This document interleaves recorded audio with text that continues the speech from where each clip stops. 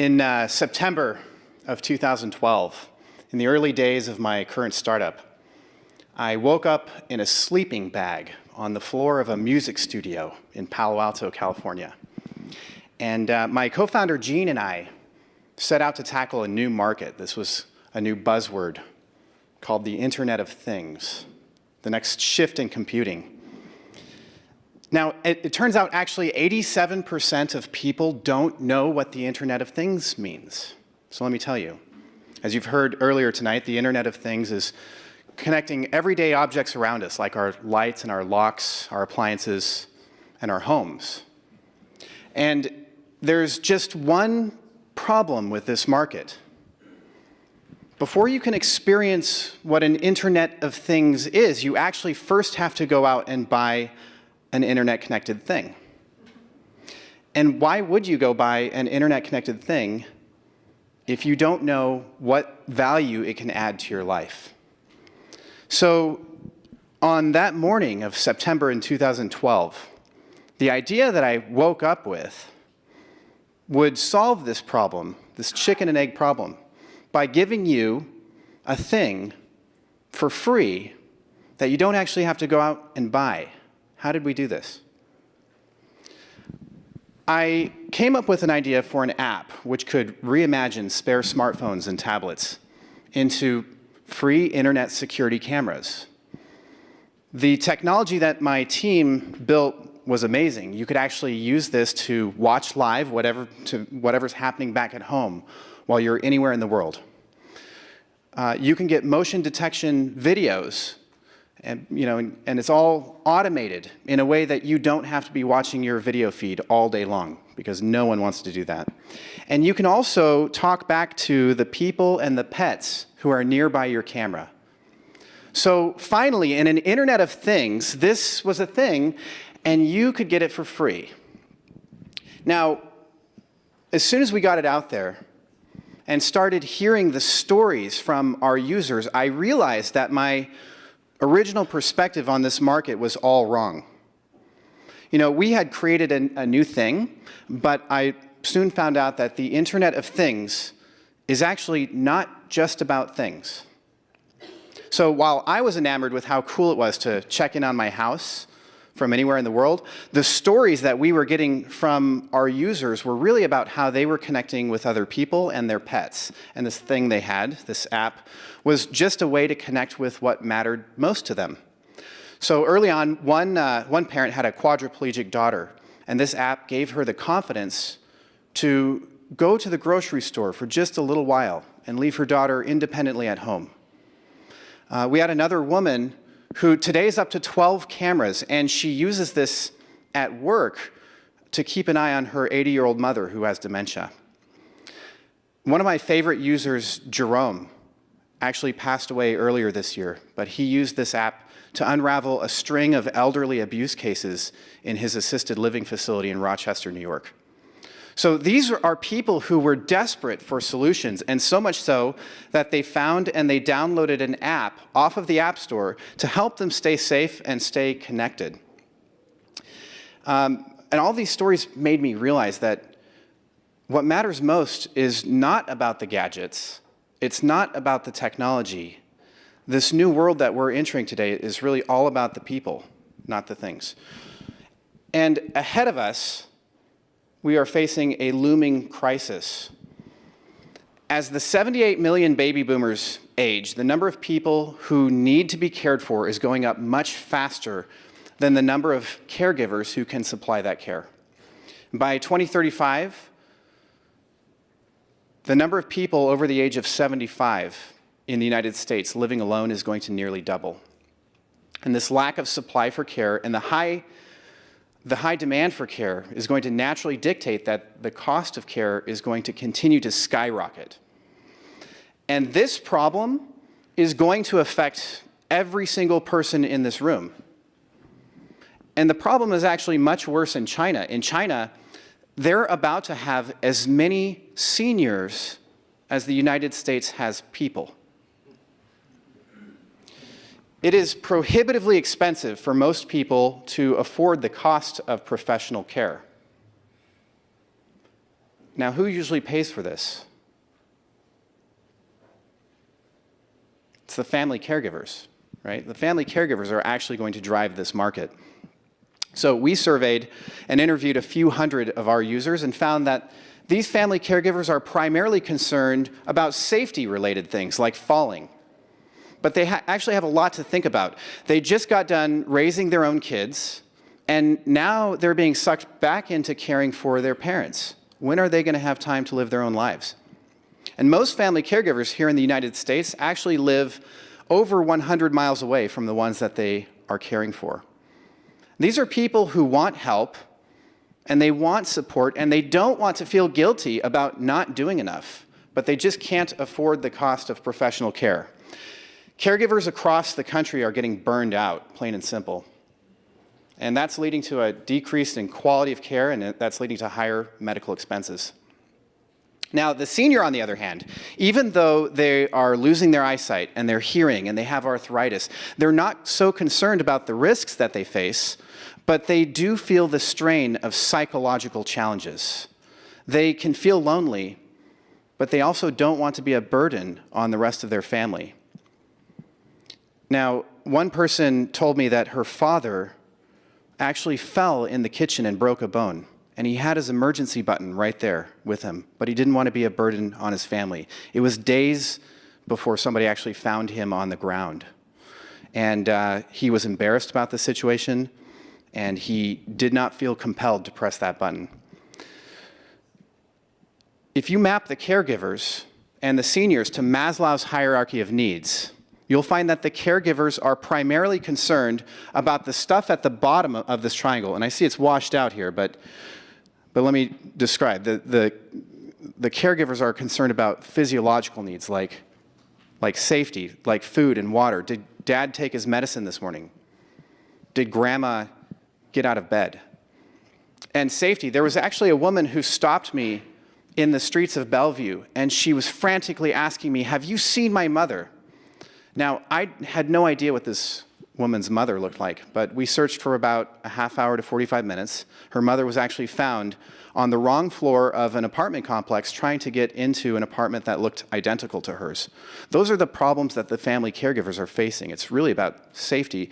And the senior, on the other hand, and especially the seniors who are living alone and in assisted living facilities, or even just at their own homes, they're dealing with psychological needs. They're dealing with belongingness, love, self-esteem. At the top of this triangle, completely washed out there, is self-actualization. And that means achieving your full potential. When it comes to achieving your full potential, so my beautiful wife, Samantha's grandmother, just turned 102 years old a few weeks ago. And Samantha called up her grandmother and said, "Hey, Grandma, anything new and exciting happening?" And her grandmother said, "Not everything needs to be new or exciting." So the challenge to you is this: how do we get these seniors, like my wife's grandmother, up to the very top of this triangle? What we actually need to do is solve all of the other layers first. What we need is solutions that target both the basic needs, letting the caregiver know the person is physically safe, and the psychological needs, making the senior feel loved and connected and wanted. We have to provide continuous care, even when the caregivers live so far away. And a key to this is that both the seniors and the caregivers have to buy into this solution. The family caregivers are putting in their time and money, and the seniors have to feel comfortable with having internet-connected gadgets around their house. But I want you to remember, this is all about people. It's not about the gadgets. It's not about the things. And if we don't find a solution, this problem that we're facing today is going to get worse and worse.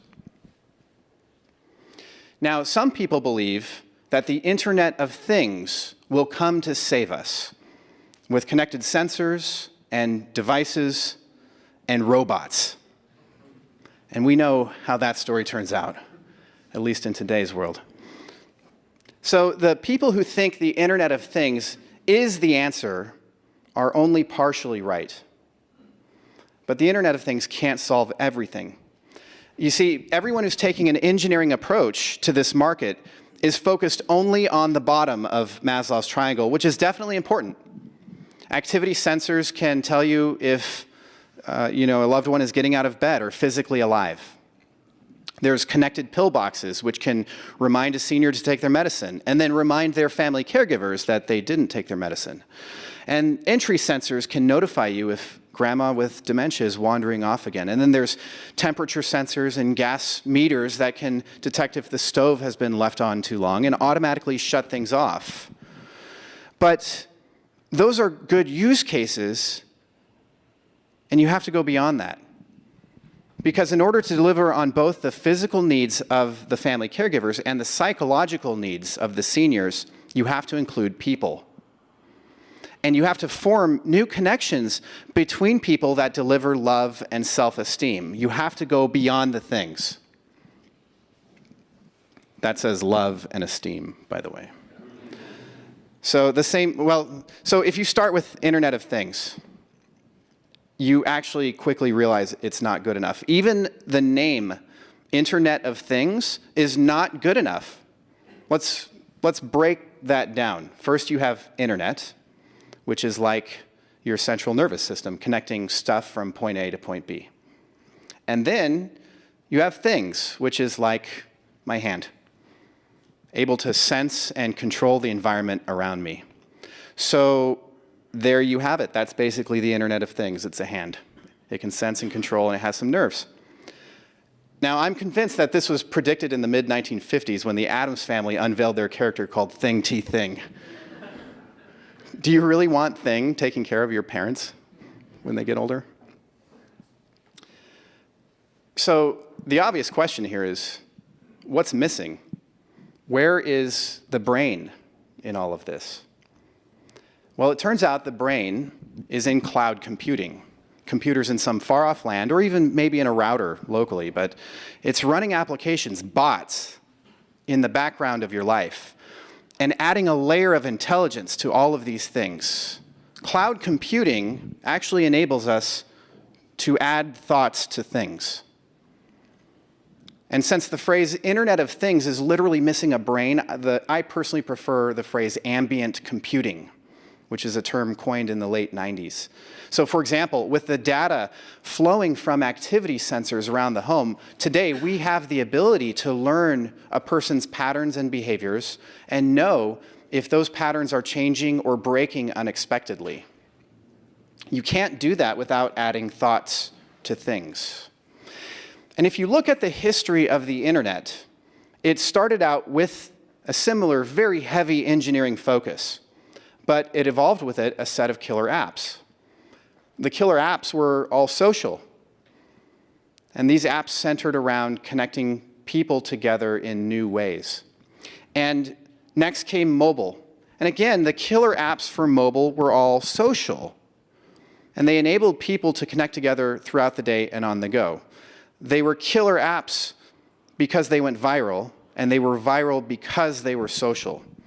And the killer apps for ambient computing will continue this trend by connecting people together in new patterns and paradigms.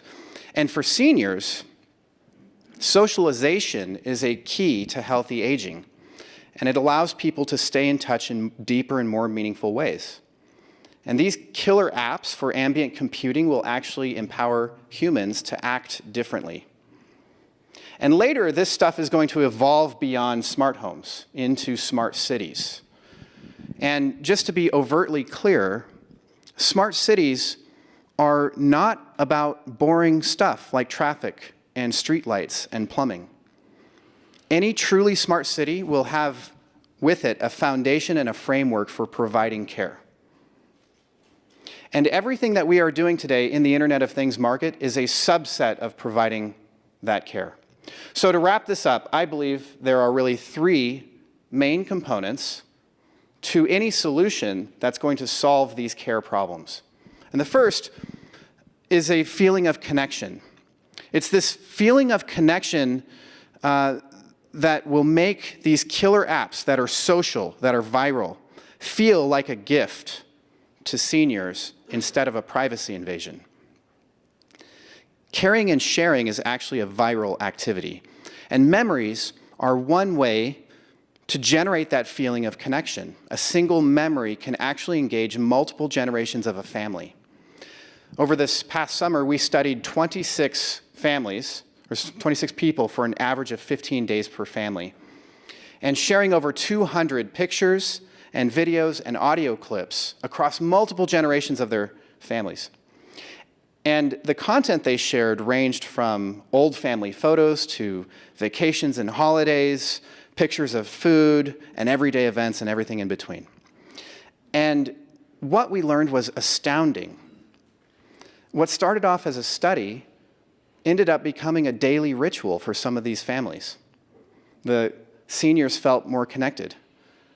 The caregivers felt less guilty about not staying in touch enough. And there was one grandmother who reported that she felt like her family was back together again. So this led us into kind of a new untapped domain of user experience research, and it is fundamentally different than the traditional user-centric design that most companies are looking at today. We call this family-centric design. It's not just designing for one user, it's designing for the entire family. And I believe that family-centric design will drive the development of the new products and services in these smart home markets. The second thing, it's really the more technically savvy people who are going to set everything up. And their out-of-box experience has to be so smooth. This market is enabled by trust. And we are actually guests inside of other people's homes. And that moment when those people try to get out a product or a service and set it up is the moment that they decide whether or not they truly trust you. And then finally, inclusive design. Engineers don't think about this enough. We're dealing with a population that has accessibility issues, not just the seniors, but the family caregivers. So designing for people with poor eyesight and poor hearing and arthritis and people who forget their passwords, that not only benefits the oldest person, but it makes the design easier for everyone. And as one example, Amazon Alexa is demonstrating a radical shift away from traditional UIs into something much more natural. And already today, we are using Alexa with our voice to call for help, and paramedics can actually show up at your house. No more having grandma remember to put on that ugly emergency button that makes her feel old.